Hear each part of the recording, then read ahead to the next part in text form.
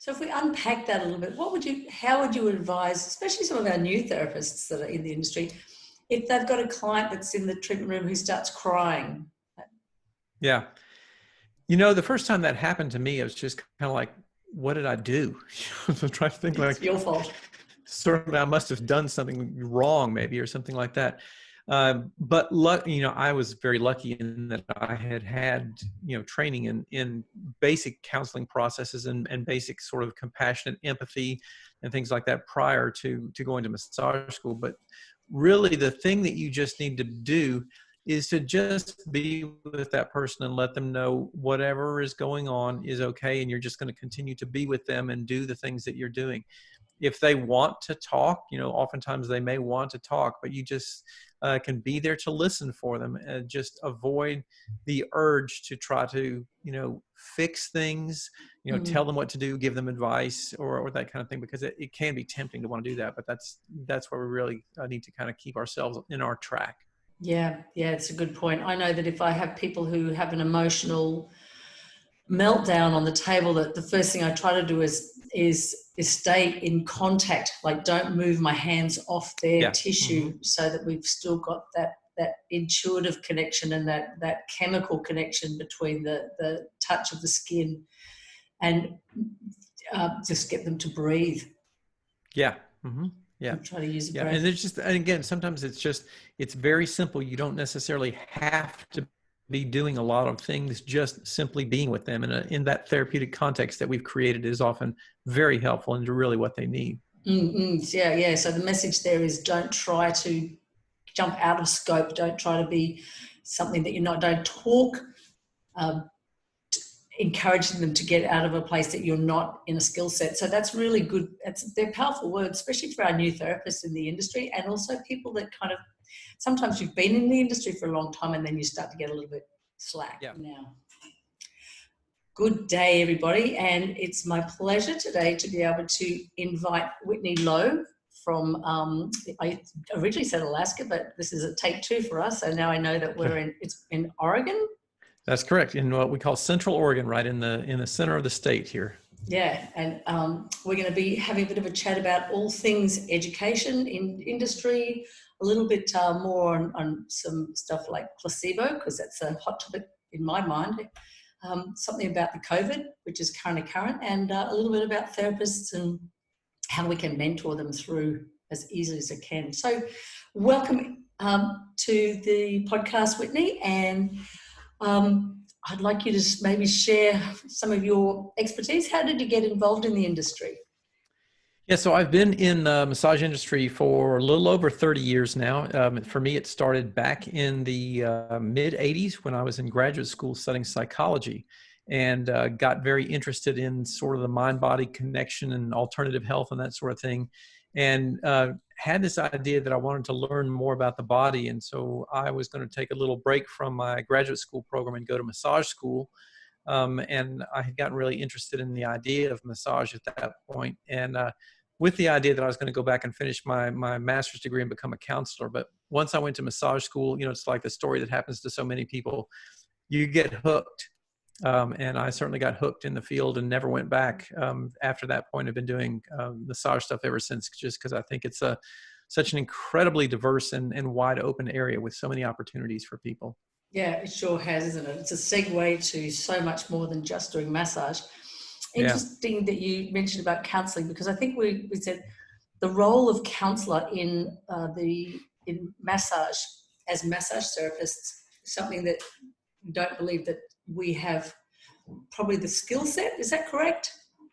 I certainly think so. I mean, that is a thing that comes up very often, because it's challenging for people, because you get in a room with somebody and you get in that kind of close relationship with you. They end up trusting you a lot, and they may often end up telling you things, or sometimes people have emotional experiences when they're on the massage table. And a lot of practitioners feel like they're supposed to do something about that. And that really was where you get yourself in trouble, because it takes a lot of skill to learn how to work with somebody intentionally and therapeutically through that process. And that's not our role, because we're not trained to do that. But you can simply be with somebody in a therapeutic context in a really compassionate way. And oftentimes that's all they really need. They just need somebody to be with them and do the things that we do. And that's certainly something that we can do. But I do often caution practitioners to be very careful about trying to get involved with the process of, processing emotions or talking to people about things that are really outside of our training and scope, because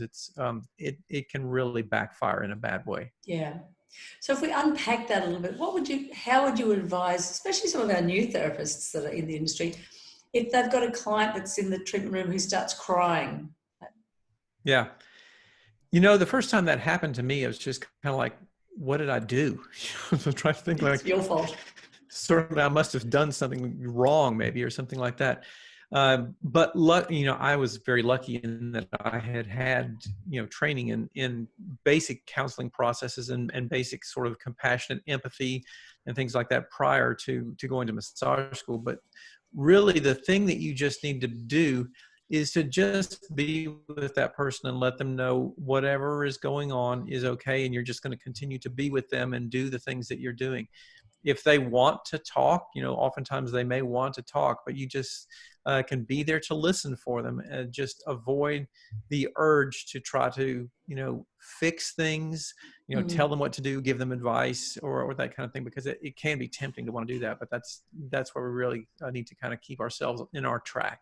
Yeah, it's a good point. I know that if I have people who have an emotional meltdown on the table, that the first thing I try to do is stay in contact, like don't move my hands off their tissue, so that we've still got that intuitive connection and that chemical connection between the touch of the skin, and just get them to breathe. Yeah. Mm-hmm. Yeah. Try to use a Yeah. breath. And again, sometimes it's very simple. You don't necessarily have to be doing a lot of things. Just simply being with them in that therapeutic context that we've created is often very helpful and really what they need. Yeah. So the message there is, don't try to jump out of scope. Don't try to be something that you're not. Don't talk, encouraging them to get out of a place that you're not in a skill set. So that's really good. They're powerful words, especially for our new therapists in the industry, and also people that kind of, sometimes you've been in the industry for a long time and then you start to get a little bit slack. Yeah. And just to kind of encapsulate that into just a few simple words, I would just say to people, don't try to do something, just be. So don't try to do, just be. And that's really oftentimes all that's really needed there. Yeah, 100%.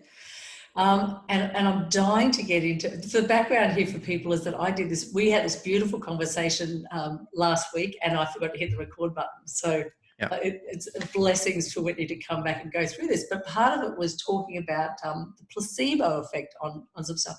And this is a perfect example of how we are actually still making a change, but there's no hard, fast, clinical, medical research that states it is so. And I thought, when I was walking the other day, I thought placebo is not a dirty word, but I'd like I've heard you talk about that in your podcast with Till. Yeah. What's your thoughts? So, the thing that we often get, we get so wrapped up now a lot of times in trying to be really evidence-based and very much, sort of doing our practice applications in conjunction or in line with current research findings. And if you start reading any of the research, if you know anything about how to evaluate things, there's often in this sort of standard research protocols, people who get a treatment and people who don't get a treatment. They get what's called the placebo, which is supposedly a non-power, if you talk about drug trials, for example, that's where it's really easy to understand. One drug is supposed to be the one that performs some kind of physiological action on the body. The other one is supposed to be inert and not do anything. And that is considered to be a placebo. But the whole idea of placebos has really gotten sort of misconstrued, as you had mentioned there, because, in many instances, I mean, there have been times when people have been given placebo treatments and told they were given the pharmaceutically active ingredient and they got better. And we should really be studying that process, because a lot of this has to do with, in many instances, we're just really trying to kick off the body's innate healing capabilities and properties. And this is one of the things that gets really, really difficult to do when you're studying research about massage, because it's virtually impossible to give a placebo massage treatment. You can't have a real treatment and then a treatment that is the placebo that's not necessarily effective, because everything about the context with our treatment is part of the treatment itself. The room, the smells, the touch, even if you don't do a particular type of technique that's being evaluated, it's not a true placebo because there's physiological effects of what's happening there. So the thing is, I think we need to be studying that very powerful effect in much greater detail, and not looking at a placebo as an inert or ineffective type of treatment process that we compare against the real treatment, so to speak. Yeah, and maybe that's where we need to follow that path as manual therapists, and not just massage, but physiotherapists, osteopaths, chiropractors.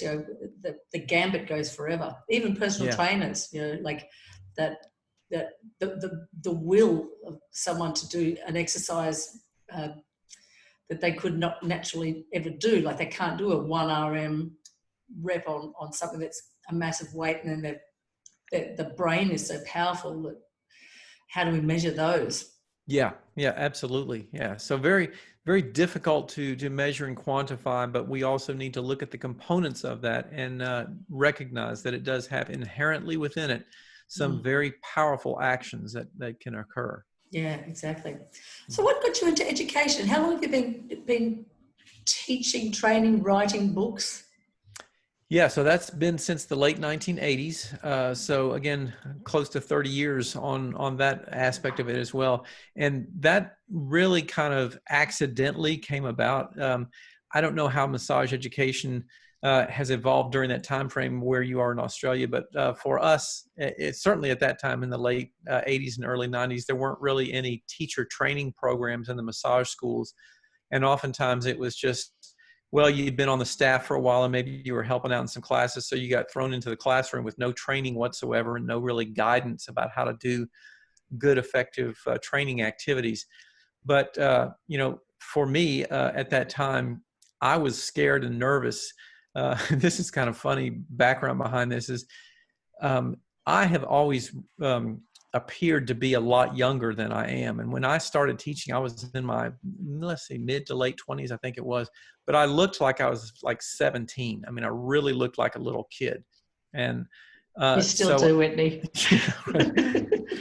And so, I would walk into the classroom with a lot of these students who are often second, career changer people who've been in their, mid 30s, 40s, or 50s or something like that, and coming into a new career. And I thought, how am I ever going to get respect from these people? And I thought, the only way that I will really get respect is if I know what I'm doing backwards and forwards, upside down and inside out really, really well. So I just started studying the content stuff like crazy. And I was teaching, massage treatment things at that time. But I got very interested in the facets of education in addition to all the things that I was learning about massage. And I am a learning geek, and I love biomechanics and orthopedics and kinesiology and all that really heavy science stuff. But I also really, really love education. And so often, this is something that was an experience for me by taking a lot of classes with a lot of people who were the chief gurus in our field over the years. And with many of them, I thought, this person is really brilliant and they do fantastic work, and they're a really bad teacher. And I thought, why is that the case? And recognize that teaching in and of itself is really an art and a skill. And just because you've been in the clinic a long time or been around doing this a long time doesn't mean you're a good teacher.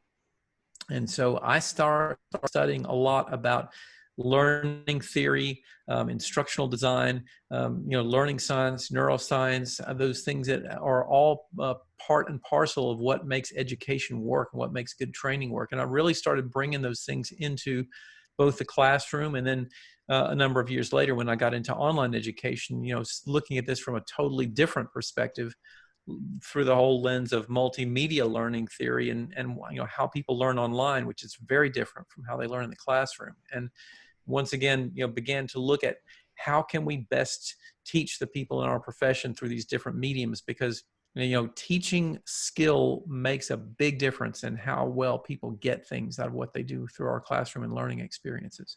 Yeah, and that's a really, really interesting comment that you're making. I've just changed this to speaker instead of gallery so that it makes a little bit more sense for the people watching. So with currently we've got COVID all over the place.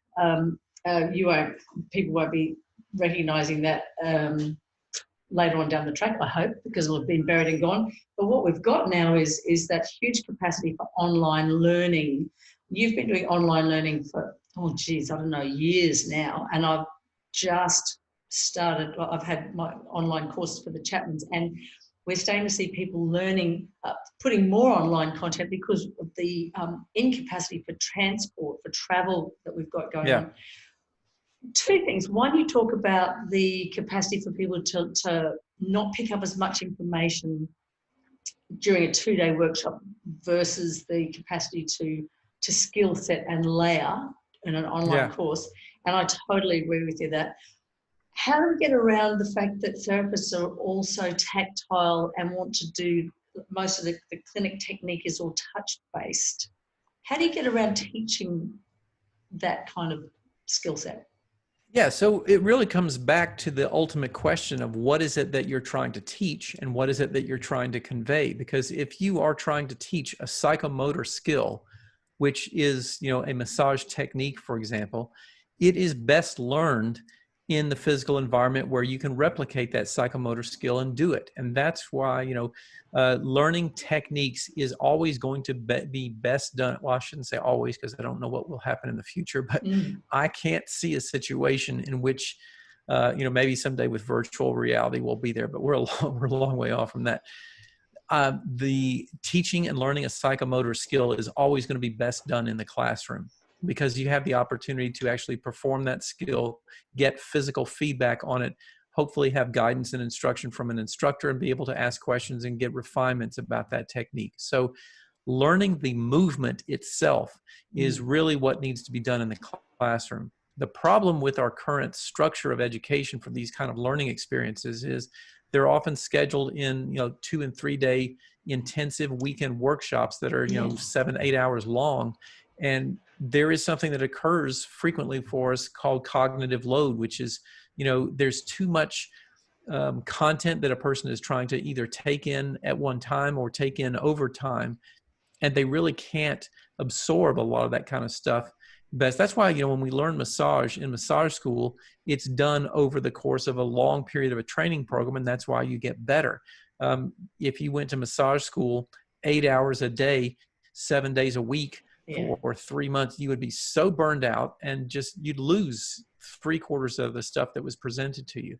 Yeah. And so, this rush to put everything into the online environment because of COVID-19 situation has been great to bring awareness to online education, because I've been trying to, shout this for, a couple decades now about the potential benefits of it. The problem with this has also, however, been that so many people were not experienced with what online education is and how it differs. And they didn't have the opportunity to learn about how to build good online courses. It was like the switch turned on. We said, okay, we've got to get stuff online overnight and get this done immediately. And what has ended up happening with a lot of schools, training programs, and individuals, because I've been doing a lot of consulting and coaching with people, because everybody, has come to me and said, like, hey, you've been doing this for decades. How do I do this? And they are, you've probably heard the saying, frequently drinking from a fire hose. Yes. And what happens is you can't drink from a fire hose. You will die of thirst because you cannot drink. There's too much content, too many things to remember. You have to start small and start simply. And what ends up happening a lot is many of these courses and online learning experiences turn into what we call content or information dumps, where all you do is you just load a bunch of content or information, either whether that's video or text content or whatever it is, simply trying to put it in the online environment because that's what you did in the classroom, and then assuming that that's a good learning experience. And that's often not the case. A lot of times, doing stuff that's even, lower tech, very low tech and simplistic kind of things of, having people go through worksheets and, practice things and concepts and apply concepts that they learn from one place to another place. Those are actually learning strategies that have a better anchoring of being a good quality learning experience than like watching videos for 4 hours or, being in a 6-hour Zoom meeting or something. Oh, no, don't we do that? So if back to the members that are listening to this, buyer beware, what advice would you give for someone who's looking at doing an online course when they're reading the descriptors or the advertising or whatever? What should they be looking, keywords might help Yeah, them? there's some important things to look for, and this is important. I always like to highlight this for everybody because there is so much. I mean, I don't know how to say this diplomatically other than just to simply say there's so much bad online education in our field, because it's really, and I say this to people forever, it's really easy to create an online course, and it's really hard to create a good online course.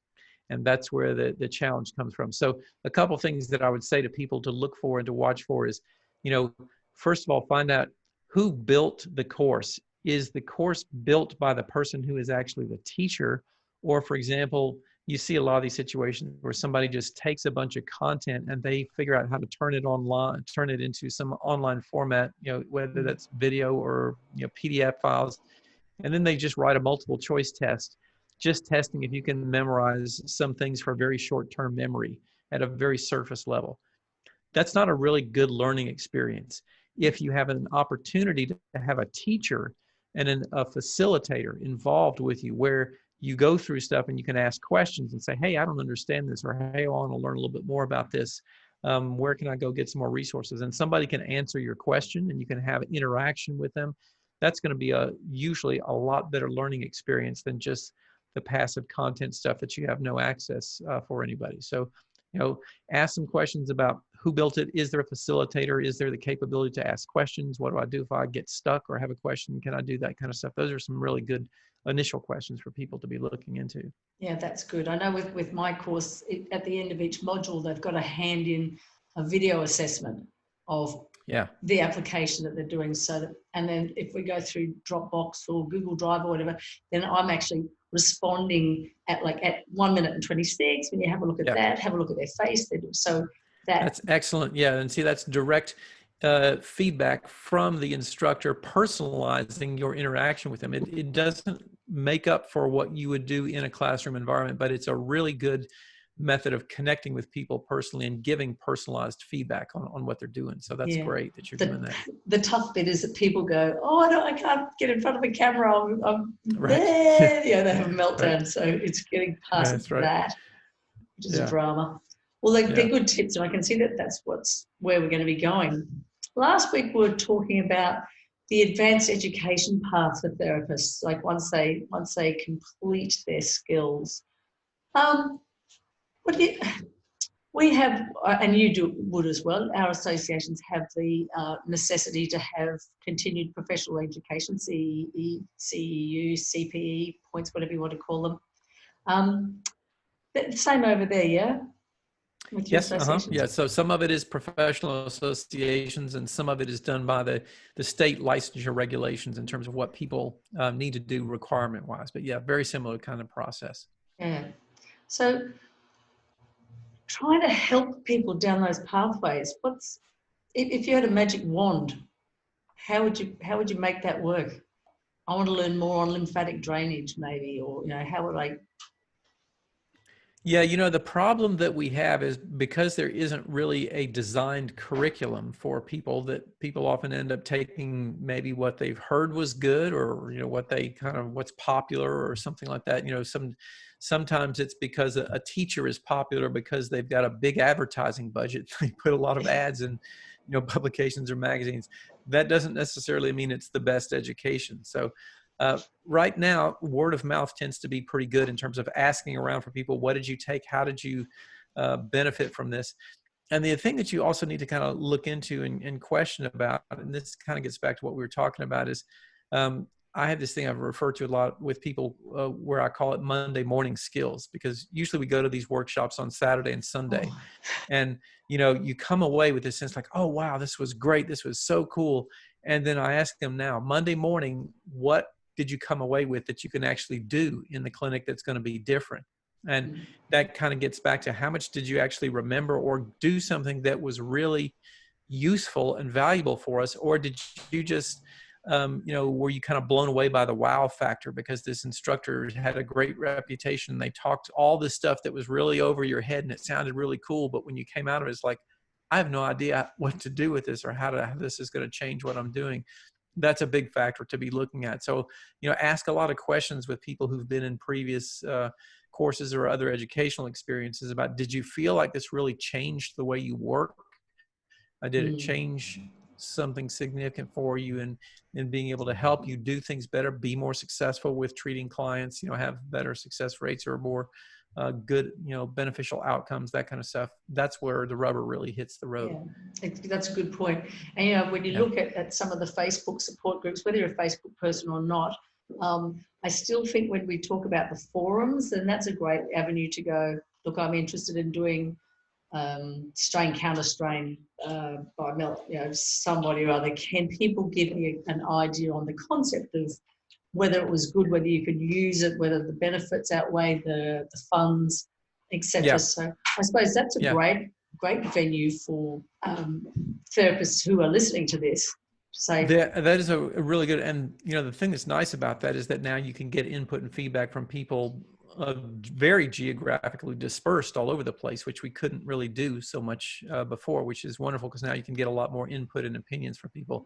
Just know, of course, that keep this in mind, that when you go to those kinds of instances and forums, you can have somebody, for example, on there who maybe had a bad experience in a particular course, and it wasn't really that instructor doing a poor job. They were just having a really bad day or something like that. So one isolated comment, either great or bad, should be taken into context. Like, is there a trend or a pattern? Like, do you see a lot of people saying this, or is it just one person that's complaining about something? Because maybe, I've had situations where an instructor, I've heard people had to give a really bad review of an instructor's course and find out, well, the reason was because they were sitting in the back of the course on their phone all day and the instructor called them out on that. And so they wrote a bad review about the course. So, that's not necessarily a bad course. That's like, you need to get, participate in what's going on here for this educational experience. So yeah, exactly.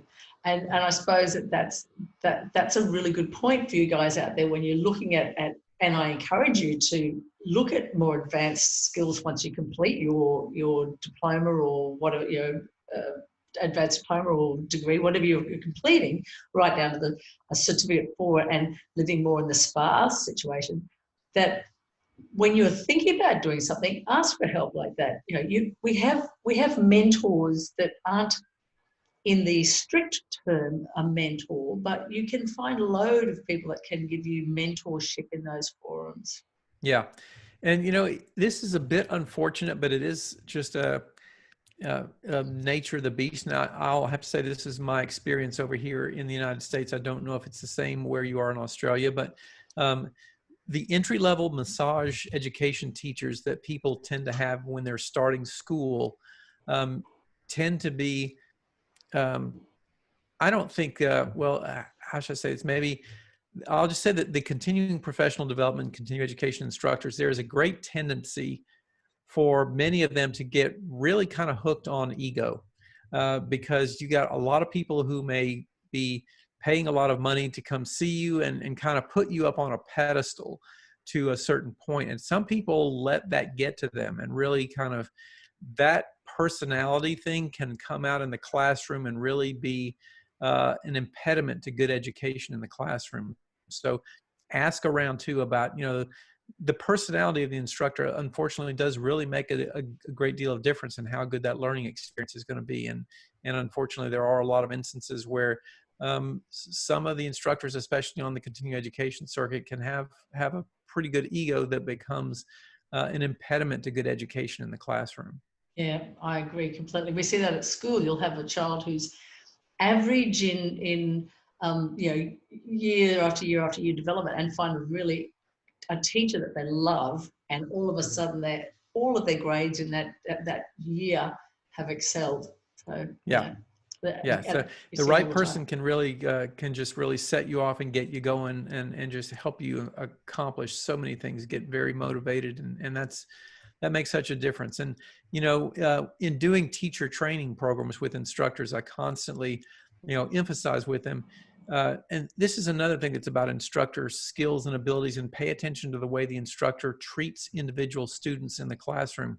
I always try to make sure with students that they are treated with tremendous respect and a great deal of both compassion and understanding for where their individual learning experiences are. And this really gets under my skin a great deal with instructors. And you've probably seen this happen a number of times in the classroom where you're talking about something. I'm giving a long lecture about something related to whatever, shoulder impingement syndrome or something like that. And I just get through saying something about the rotator cuff and I'm on to something else. Student raises their hand and say like, oh, what about the rotator cuff? Which is something I just got through saying. And you'll see 5 students just, roll their eyes like, and the instructor's like, I just said that. And this is a big mistake that a lot of instructors make because they don't understand neuroscience. Because what was often happening is you may get this idea, okay, well, that jerk wasn't paying attention to what I was saying because they obviously were doing something else because I just said that. But no, actually, they were paying so much attention to the fact that your dialogue is a transient moving stream of information. And they were trying to write down what you said. And when they're writing something down, their brain is watching what's on their paper and their hand is moving. They actually can't hear and process that information visually and auditorily all at the same time and constantly pick up everything that you're saying. Yeah. So they were, in fact, really paying attention. They were just trying to write down what you said, and that's why they didn't hear you. So when they ask that question, and I, tell people over and over again, every question that gets asked, you treat that question like it's the most important thing. It's like, hey, that's a great question. It's a great novel question, because you do not want to ever get the students feeling like they can't ask things because you're going to do that. I just said that, because that just squashes your desire to feel like it's okay to ask things, And we looked at that when I was teaching it, and part of the Myers-Briggs, some people they live different learning styles, which is exactly what you're saying, and that if they're processing something, it's going to take them a little bit longer before they're going to make the question to the next section because they're processing what you've already said. Tips for therapists who are listening to this, who are that kind of personality learning style. You probably want to preface it by saying, hey, I've just been writing furiously about everything you've been telling us. Can you go over the rotator cuff, please? Because I wrote it, but I haven't heard it yet. And then everyone goes, oh, okay, let's give that guy a break, or let's give that girl a break. And sometimes you gain extra nuggets by hearing it twice.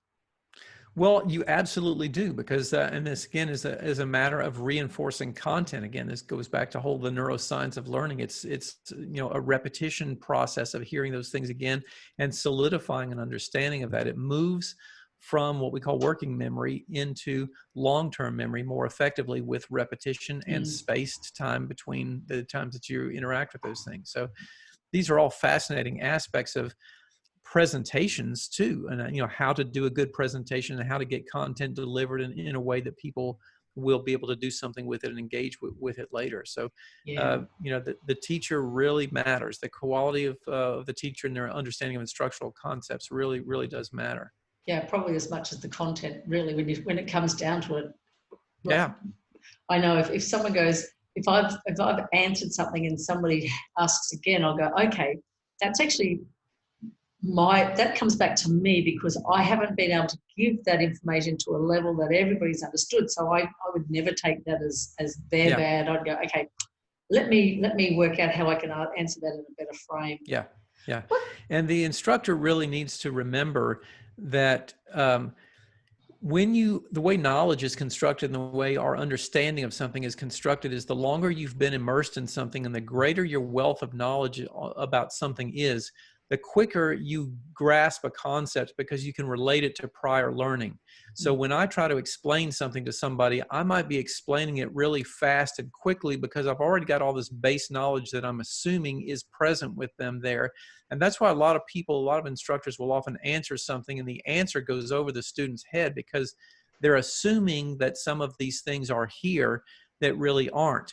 And for a student, this is novel information that they're encountering for the very first time, and they don't have, in many instances, the same degree of prior learning to apply that to. And for that reason, the answer often has to be much simpler than what the expert or the instructor would be saying about this kind of thing, because you have to remember this is novel content that's being introduced for the first time. Yeah, so true.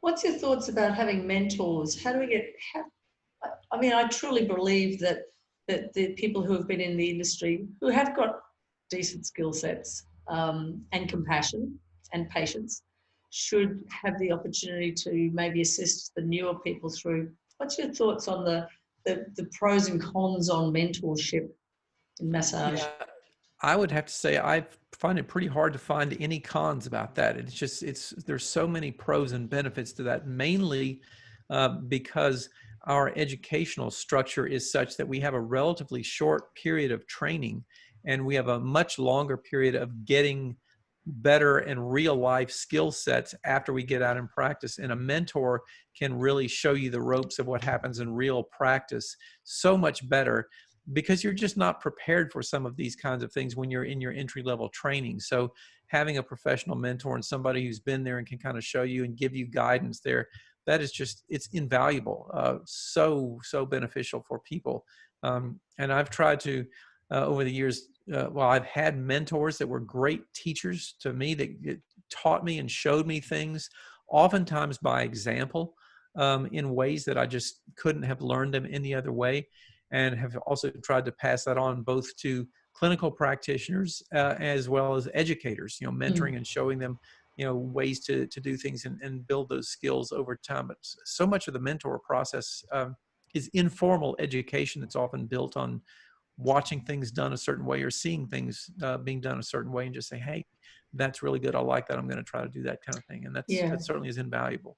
So it's more the informal, probably, that sometimes trying to formalize it makes it tricky, because then you've got to try to work out the risk quotient of having mentors incorrectly mentoring. Role of the associations and state legislative bodies? In the mentorship process, you mean, or in something else? Yeah. Well, here's the thing. Mentors often end up coming from individuals who've been around for a while. And my experience with some of the associations has been, this goes back to something called the tea bag concept, which is just because your tea bag has been steeped in that water for a long time doesn't mean that it really has gotten the best benefits of that process. And just because somebody's been around being in an organization, for example, for a long time doesn't necessarily mean that they're good mentor. This is just like the educator thing. Just because you're good at the clinic or you're good at knowing a lot of stuff doesn't mean you're a good teacher. Just because you've been around or you've been in an association or been doing something doesn't necessarily mean that you're a good mentor. Every one of these things has unique skill sets to them that you need to recognize and determine. And, with mentors, a lot of this is about, do I resonate personally with this person? Do I click with them? And that kind of sense of like, I don't know, there's something about that guy that just like, gives me the willies. I know he's wonderful and respected and yada, yada, but I don't know, just something doesn't click. And then this other person like, oh man, just like nobody says this in a way that has ever gotten to me the way that person did. She told me these things and like, this just really finally clicked with me. So there's your mentor. There's your person that you resonate with and click with or whatever. So it'd be so nice to be able to have some capacity, and I don't even know how, but like this is where my little driver right now is to be able to say, anyone who kind of has that feeling that they'd like to be a mentor has the flower in the one side of the hair, and anyone who wants to be mentored, and then I have a wristband on this one, and then you kind of go, you'll catch up and you go, okay, so you're actually by definition got an M behind your name, so it means that you are able to be approached, and then people can make that that link, because people are the ones who are prepared to take that extra time are noted, like then it's notable on their somehow their signature is one Yeah. that says I'm up. Yeah, something that kind of strikes me about that is a good example of how we can try to sometimes find those individuals or find the right people to connect with. You were talking earlier about Facebook and social media. Facebook groups is a great example of mentorship processes. I would think of, at least in my own personal experience, because there's areas where I contribute to groups more as an individual who's got a significant number of years of experience of things, and try to encourage, younger people who've not been doing things. And there's other groups that I'm part of because I'm a newbie in that area and I don't know anything. And I look for, like, if I need things about, automation systems in my business to do something, I'm going to this particular group and I'm going to look for around. There's a couple people in there that I know. I watch them and I'll think, those are the people I want to emulate and have be my mentors and something like that. So those kinds of pockets of people in specific groups and things like that, I think oftentimes are a great place to find the people that you feel like would be beneficial and helpful for you on certain things. Great. Yeah, great comment. So that's, again, if you're listening and trying to work out how do I take a step forward, that might be your first port of call. Have a chat to the admin section within those forums and say, have you got anything in place? Is there someone that you could recommend? Is there a system or a style that we can go about? And that might be the start of it. Yeah. So one last question I'm asking I was actually asking two, but I think we might be catching up on time a bit. What pearls of wisdom would Whitney give to the younger Whitney starting out if he had the choice? Yeah, I would, we talked a little bit about this last week, and I can't even remember what I said last week about this question. So maybe I'll say something completely different this week. Perfect. But, I would say, really stay true to the ideals of why you initially got drawn to this particular type of work, and really expand those significantly. I think one of the reasons that I've had a long and, for me, both fruitful and really personally rewarding career in this field is because I actually did do that. I did pay attention to, there were times when I would get sort of sometimes ground down in something that just felt like, oh man, this is becoming a real challenge, or like, this is hard now. I'd always come back to, like, why am I doing this? Why did I get into this in the first place? And it always comes back to me to sort of remembering there was a day that I remember I was actually kind of faced with this question about, was I going back to graduate school and leaving the massage profession? What was that? It was, one of those kind of career question things of, like, I don't know what I'm supposed to be doing with my life. And I remember telling myself I was going to sit down in meditation and just listen until I got the answer of what I was supposed to be doing. And it came to me as a message really strong over and over again: learn about the body. Learn about the body. That's your path. Learn about the body. And that's your path for what I really envision to be my mission in the world, which is I'm trying to help decrease the pain in the world. And massage therapy is my vehicle for doing that. And education in massage therapy is a vehicle for me to help do this by impacting a lot of people. So continuing to align with a real vision about why you do what you do, that's a really important thing to keep you going when you get to those places. Like right now, we're in a seriously, seriously challenging environment with the COVID-19 situation. Yeah. Lots of people are having to ask this question about, do I keep doing this? Do I keep going in my practice? Till and I did a podcast episode just yesterday morning. We recorded this. It will be released in like mid-May, something that's coming out. And the topic that we were addressing is, why do I keep going? Because a lot of people are having to ask themselves this question about, first of all, how do I keep going, and why should I stay in this?